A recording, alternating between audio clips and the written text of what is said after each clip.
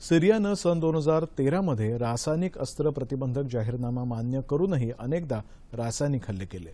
Brussels इथल्या सिरिया प्रश्नावरती बैठक होत असताना स्वतःच्याच नागरिकांवर केलेला हल्ला हे याचं ताजं उदाहरण। एकीकडे या हल्ल्याच्या चौकशीच्या मागणीचा ठराव संयुक्त राष्ट्रापुढे ठेवण्यात आला, तर दुसरीकडे अमेरिकेनं आंतरराष्ट्रीय कायद्याचं उल्लंघन करत सिरियावरती क्षेपणास्त्र हल्ला केला। या हल्ल्यामागे सिरियाला धडा शिकवणं एवढीच ट्रम्प सरकारची मानसिकता होती की यापुढे काही वेगळा उद्देश होता? सिरियाचं समर्थन करताना रशियाची भूमिका काय आणि या घडामोडींचे आंतरराष्ट्रीय स्तरावरती काय परिणाम होतील याविषयी सविस्तर चर्चा करण्यासाठी आंतरराष्ट्रीय घडामोडीच्या विश्लेषक डॉक्टर स्वाती पितळे आज आपल्या स्टुडिओमध्ये आल्या आहेत। नमस्कार। नमस्कार। 9:30च्या बातमीपत्रामध्ये आपलं स्वागत। अमेरिकेने जो क्रूज क्षेपणास्त्राने हल्ला केलाय त्यामुळे आता सिरिया पुन्हा एकदा चर्चेत आलाय। पण मुळातच म्हणजे अमेरिकेला सर्वच गोष्टीमध्ये नाक खुपसण्याची खुमखुमी असतेच। सिरियामध्ये हा जो त्यांना नेमका कशा प्रकारचे त्यांचे इंटरेस्ट गुंतलेले आहेत आणि सिरियाचं सिकंदर महत्त्व जगाच्या पटलावर काय आहे याच्यापासून मला वाटतं आपण मुलाखतीला सुरुवात करावी। सिरियाचं सामरिकदृष्ट्या महत्त्व अनन्यसाधारण आहे। सिरियाची जी लोकसंख्या आहे ही 170 कोटी आहे आणि सिरियामध्ये 87% लोक मुस्लिम धर्माचे असून 10% ख्रिश्चन धर्माचे आहेत। सिरियाचे जर आपण शेजारी राष्ट्र जर बघितली तर ती तुर्कस्तान, लेबनन, इस्रायल, जॉर्डन, इराक असे आहेत। त्यामुळे सिरिया हा वेस्ट एशियामधला एक हॉटस्पॉट बनतो। दुसरं म्हणजे 1988 सालापासून चीनने सिरियाला नेहमीच शस्त्र पुरवलेली आहेत। जर आपण इराणला बघितलं तर इराणला सिरियामध्ये सुन्नी राजवट यायला नकोय। तसंच रशियाचा तार्तुस नावाचा जो लष्करी तळ आहे सिरियामध्ये तो रशियाला अबाधित ठेवायचा आहे। आता झालेल्या या यादवी युद्धामध्ये रशियातली अनेक शस्त्र ह्याच्यासाठी सिरिया एक उत्तम बाजारपेठ सुद्धा ठरलेली आहे। त्यामुळे सिरियाचं जे महत्त्व आहे, सामरिक महत्त्व हे अनन्यसाधारण आहे। पण आता खरं म्हणजे संयुक्त राष्ट्रसंघाने एकत्रितपणे येऊन काहीतरी कारवाई करायला हवी होती। त्याची वाट न बघता अमेरिकेने जो घाईघाईने जो एक क्षेपणास्त्र हल्ला केला होता त्यामागची नेमकी अमेरिकेची भूमिका काय असेल? या क्षेपणास्त्र हल्ल्याला एक इम्पल्सिव्ह बिहेवियर मुळे झालेला आहे। मुळात सिरियाने पुन्हा असं रासायनिक अस्त्रांचा वापर करू नये म्हणून हे उचललेलं पाऊल आहे। दुसरं म्हणजे सिरियाची जी लष्कराची जी ताकद आहे आणि हवाई हल्ले करण्याची जी क्षमता आहे ती कमकुवत व्हावी हा त्याच्या मागचा मूळ उद्दिष्ट आहे।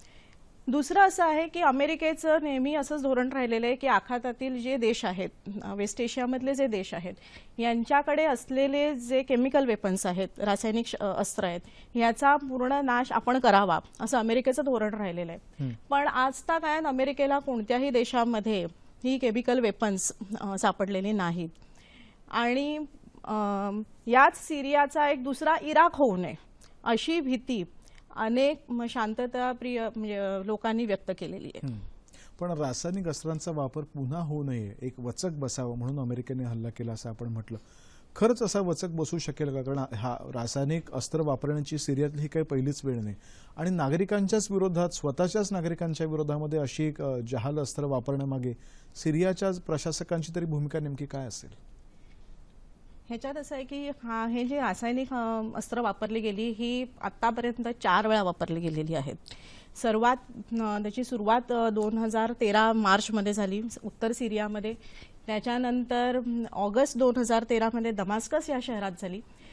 त्यानंतर ऑगस्ट 2016 मध्ये सिरियन सरकारने हेलिकॉप्टरच्या सहाय्याने या सारीन गॅसचा प्रसार केला आणि आता जो झालेला आहे तो अत्यंत गंभीर आणि असा हल्ला समजला जातो। आताचा जो हल्ला झालेला आहे सिरियन सरकारचं हे म्हणणं आहे की हा जो हल्ला आहे हा बंडखोरांनी केलेला आहे। सिरियाने जे हवाई हल्ले केले त्या हवाई हल्ल्यातून ज्या एका फॅक्टरीवर जो अटॅक झाला त्याच्यातून या रासायनिक वायूचा प्रसार झालेला आहे। म्हणून सिरिया या केमिकल वेपन्ससाठी किंवा रासायनिक वायूसाठी पूर्णपणे बंडखोरांना दोषी ठरते। आता रशियाची भूमिका नेमकी कशी असेल ते मला वाटतं पाहण्याची, म्हणजे सगळंच जग त्याच्याकडे पाहत आहे। कारण पुतिन अतिशय धूर्त आणि चाणक्य अशा प्रकारचा राजकारणी आहे। त्याचा वापर नेमका आता रशिया कशा पद्धतीने करून घेईल? सध्या परिस्थितीत पुतीन एवढा चाणाक्ष राजकारणी कुठेच नाहीये. रशियाची भूमिका नेहमी हीच राहिलेली आहे की रशियाला सिरियामध्ये बाशर असादला जे उलथवायचे जे प्रयत्न चालले होते त्याला रशियाने नेहमीच विरोध केलेला आहे. दुसरा भाग असा आहे की अलेप्पो या शहरामध्ये एक निर्णायक विजय सिरियाला मिळाला आणि त्यानंतर रशियाने शस्त्रसंधी लागू करण्यासाठी मध्यस्थी केली, अनेक वेगवेगळ्या घटकांना एकत्र आणलं आणि आता यावर्षी जानेवारी 2017, फेब्रुवारी आणि मार्च या महिन्यांमध्ये कझाकस्तानची जी राजधानी असताना इथे या संबंधित सभा सुद्धा झाल्या. रशियाने नवीन सिरियासाठी एक घटनेचा एक मसुदा सुद्धा तयार केला होता आणि त्यामध्ये अशी तत्व होती की सिरियामध्ये जास्तीत जास्त विकेंद्रीकरण येईल, धर्मनिरपेक्षता असेल आणि संसदेला जास्त अधिकार असतील, राष्ट्राध्यक्षांना नाही. पण आता हा जो हल्ला झालेला आहे त्यामुळे रशिया आणि अमेरिकेतला तणाव तर वाढेलच आणि दुसरं याच्यामुळे बंडखोरांना पुन्हा जास्त ताकद मिळते की काय अशी भीती व्यक्त केली जात आहे. ही जी सगळी प्रक्रिया चालली होती शस्त्रसंधी लागू करण्याची, ह्याला आता एक प्रचंड मोठ्या प्रमाणात खीळ बसली आहे. मला वाटतं शांती प्रक्रिया जर का मागे जाणार असेल तर भारताच्या दृष्टीने सुद्धा ती थोडीशी एक चिंतेचीच बाब आहे, नाही का? निश्चित. बाशर असादनी तर त्यांची जी अर्थव्यवस्था आहे ती उभारायला आम्हाला भारताची गरज लागेल असंही बोलून दाखवलेलं आहे. आपल्यासाठी असं आहे की आपले अमेरिकेबरोबरचे संबंध सुधारतायत, पण त्याचबरोबर आपल्याला रशियाबरोबरचे असलेले संबंध आपण कधीच तोडू शकत नाही. त्यामुळे आपल्याला आपली जी भूमिका आहे ही एक वेट अँड वॉच अशीच राहील आणि या आपण प्रांतामध्ये जाहीर निषेध असं आपण करत नाही आहोत. आणि या प्रांतात कुठे जर का अस्थिरता वाढली आणि त्याचे जर का प्रादेशिक जर का असमतोल अधिक वाढत गेला, तेलाच्या किमती भडकल्या, तर मला वाटतं आपल्या देशाची जी अर्थव्यवस्था जी आता वेग घेते त्याच्याही पुढे एक प्रश्नचिन्ह निर्माण होऊ शकेल, नाही का? निश्चित. याचे आंतरराष्ट्रीय पडसाद भरपूर उमटतील. पुन्हा जर रासायनिक हल्ला जर सिरियाने नाही केला तर ही स्थिती थोडी निवळेल, पण जर सिरियाने पुन्हा रासायनिक हल्ला केला तर अमेरिकेला बघ्याची भूमिका आता घेणं शक्यच नाही. मोठ्या प्रमाणात अमेरिकेला त्याच्यात सहभाग घ्यायला लागेल आणि असंही कदाचित होऊ शकेल की अमेरिकेला एका बाजूला आयसिस आणि दुसऱ्या बाजूला सिरिया आणि रशिया या दोन्ही राष्ट्रांबरोबर आणि ह्या संघटनेबरोबर लढा द्यावा लागेल, जेव्हा की अमेरिकन जनतेला युद्ध बिलकुल नकोय. तिसरी आघाडी मला वाटतं त्यांना देशात उघडावी लागेल, कारण देशातल्या जनतेला युद्ध नको असतं. पण ट्रम्प हे एक अजब रसायन आहे आणि आता अमेरिकेचे ते राष्ट्राध्यक्ष आहेत, त्यामुळे जगातली जी शांतता असेल त्याच्या पुढे पण एका परीने प्रश्नचिन्हच निर्माण झालं, नाही का? जरूर. ट्रम्पने निवडणुकीच्या वेळी जी वक्तव्य केली तेव्हा त्यांनी नेहमी असंच सांगितलेलं की रशियाची मदत घेतल्याशिवाय वेस्ट एशियामधले जो संघर्ष आहे तो कधीच आपण मिटवू शकत नाही. पुतीनबरोबर सहकार्य करायची कायम त्यांनी भावना व्यक्त केलेली आहे.